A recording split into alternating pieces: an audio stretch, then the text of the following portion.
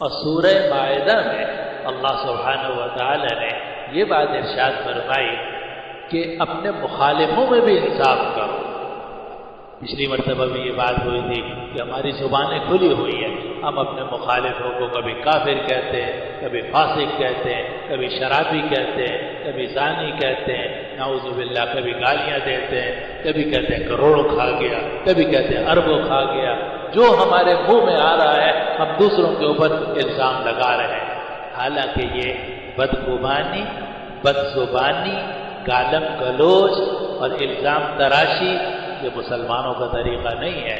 اور پچھلے ہفتے میں نے بہت ساری آیات آپ کو سنائی تھی کہ اس زبان کو قابو میں رکھو اور جو بات کرو انصاف سے کرو، علل حساب اندازون۔ آپ اپنے موافقوں کو 100% درست سمجھو، اپنے مخالفوں کو 100% غلط سمجھو، یہ غلط طریقہ ہے۔ غلطی یہاں بھی ہوتی ہے، غلطی وہاں بھی ہوتی ہے۔ آدمی کو انصاف سے کام لینا چاہیے، نہ تعریف میں اتنا مبالغہ کرنا چاہیے کہ آپ اپنے موافق کو فرشتہ کہنا شروع کر دیں، اور نہ جناب مخالفت میں ایسا ہونا چاہیے کہ آپ اپنے مخالف کو شیطان مجسم قرار دیں۔ انصاف سے کام، اگر کسی کی اچھائی ہے آپ وہ اچھائی بیان کیجیے، اگر کسی کی غلطی ہے اس غلطی پر تنقید کیجیے، مگر تنقید کے اندر تہذیب، شائستگی اور نرمی، حکمت اور موعظہ حسنہ ہونا چاہیے۔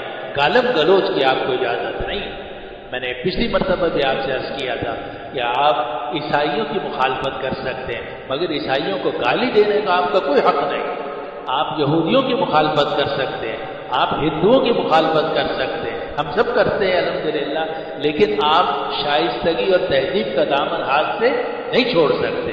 آپ گالم گلوچ کا طریقہ اختیار نہیں کر سکتے۔ آپ نے جو بات کرنی ہے نرمی سے کیجیے، حکمت سے کیجیے، تنقید کرنی ہے اس میں بھی انصاف کا خیال رکھیں۔ قرآن نے سورہ مائدہ میں فرمایا، اے ایمان والو کونوا قوامین للہ شہداء بالقسط، اللہ کے لیے کھڑے ہو جاؤ، انصاف سے کام لو، انصاف کی گواہی دو۔ اور فرمایا ولا یجرمنکم شنآن قوم، اور کسی قوم کی دشمنی تمہیں اس جرم پر آمادہ نہ کرے اللہ تعدلوا کہ تم انصاف نہ کرو۔ اعدلوا هو اقرب للتقوی، انصاف کرو یہی تقوی کے قریب ہے۔ اگر کوئی آپ کا مخالف ہے آپ ساری 100% خرابیاں اس کے اندر ثابت کر دیں، یہ کیسے ممکن ہے؟ کوئی بھی انسان نہ 100%، کافر سے کافر کے اندر بھی کچھ اچھائی ہوتی ہے۔ آپ کو انصاف سے کام لیں۔ قرآن یہ کہتا ہے کہ اگر کوئی آپ کا مخالف ہے تو آپ انصاف سے تجاوز نہ کریں، اور پھر فرمایا اعدلوا هو اقرب للتقوی، انصاف کرو یہ تقوی کے قریب ہے۔